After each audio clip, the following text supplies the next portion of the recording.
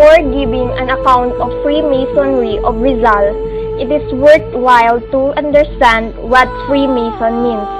It is one who is a member of an international secret society having as its principle brotherliness, charity, and mutual aid.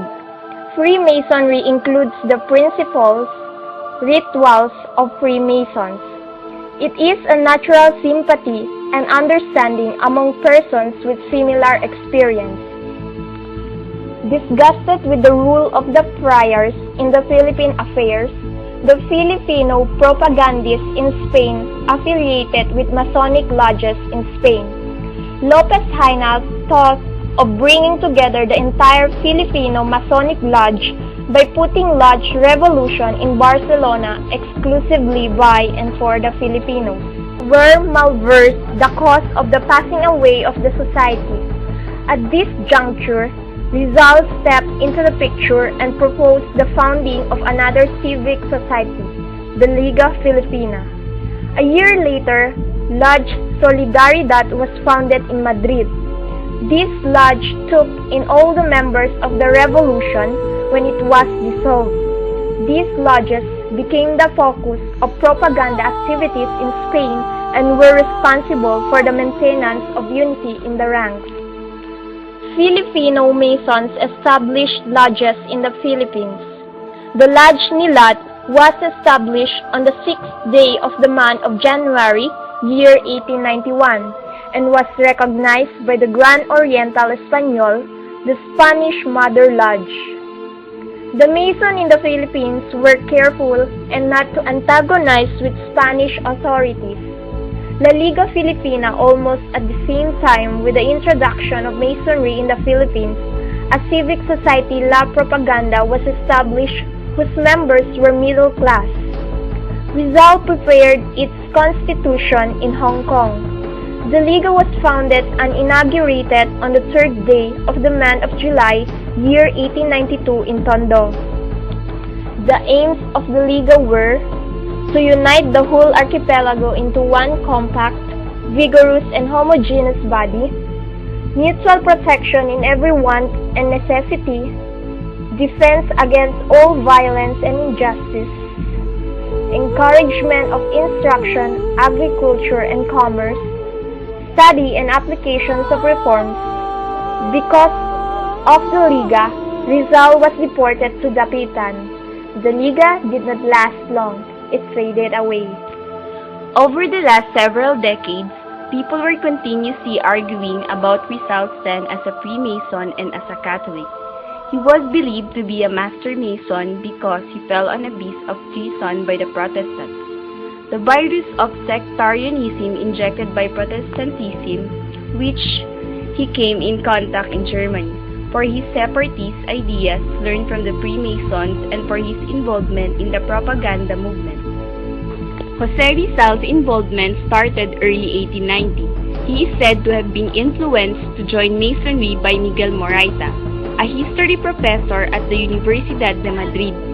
Revolutionaries such as Andres Bonifacio, Apolinario Mabini, Ladislao Diwa, Marcelo H. del Pilar, Juan Luna, Deodato Arellano, Graciano Lopez Haina, H. Pardo de Tavera, and many others in the propaganda movement and the Liga Filipina were also Masons. In 1884, Rizal began to write Noli Me Tangere to expose the political and religious corruption in the Philippines. He became a Master Mason on November 15, 1890 in Logia Solidaridad, 53 in Madrid. Jose Rizal's affiliation under the jurisdiction of Grand Orient of France was on October 14, 1891, and became an honorary master of Nilad Lodge number 144 in 1892. His God-given talent and geniality to every people surround him are absolutely amazing and powerful. He does everything to give welfare and peace to everyone. That's what the true Mason member should be. His hatred to the Spaniards' administration and teachings was perceived as disregarding the Catholic religion. But Rizal's principal concern was political, and through Masonry he acquired ideas that he used widely as the intellectual framework for the social, political, and cultural transformation he dreamt for his people. Rizal supports spirituality but not religion. He also believed that religion divides people and spirituality unites them. Indeed, he always maintained some residual attachment to the Catholicism of his youth. Rizal's loss of faith in the church was because of his life filled with Masonic beliefs.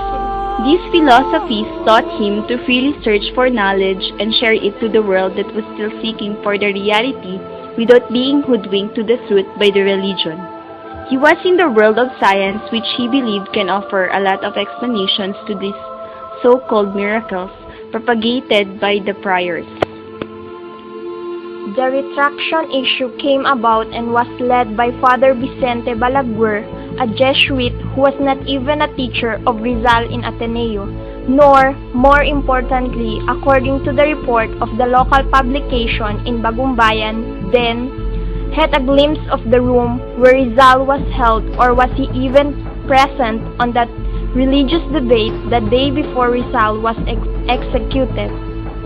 This report was initially released by Balaguer in Spain, while the real witness, Father Federico Faura, was still alive. The report, however, was only released in the Philippines after Father Faura passed away, a good 20 years after Rizal's own death. Even the perceived glory and honor of the responsibility of having obtained Rizal's alleged retraction was contested over the priors. In 1901, the Filipinos demanded for the copy of the retraction and having none to show. The church accepted that it did not actually exist. Yet, in 1935, Father Manuel Garcia claimed that he had discovered the true copy from the Archbishop Palace. However, the date in the document was December 19, 1890, casting further doubt as the citizenry know very well that Rizal died in 1896. Except for these evidences, Rizal's genuine emotion in his writings cannot be suppressed as in his poem, Last Farewell. I shall be where no slaves bow to a master, where fate does not kill and where God is the only one supreme. This unarguably is the message for all Masons and readers, that until his ultimate hour, the hero's self-conviction remains steadfast and unrelenting.